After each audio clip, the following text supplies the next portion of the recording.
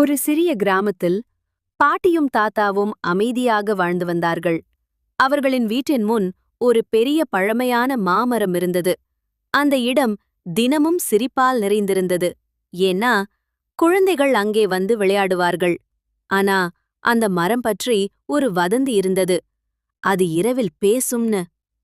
ஒரு நாள் குழந்தைகள் பயத்துடன் கேட்டார்கள், தாத்தா, அது உண்மையா? தாத்தா சிரித்தார். நீங்களே இன்று இரவு வந்து பாருங்கன்னார்.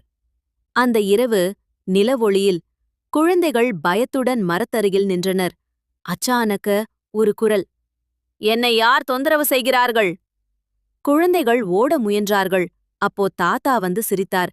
ஒரு பானையை காட்டினார். இது பேயில்லை, காற்றில் அசையும் பானையின் சத்தம்தான்னார். அந்த நொடியில் குழந்தைகள் பயம் மறந்தது. சிரிப்பு மீண்டும் திரும்பியது. பயம் என்பது அறியாமையிலிருந்து வரும். அறிவு வந்தால் பயம் மறைந்துவிடும்.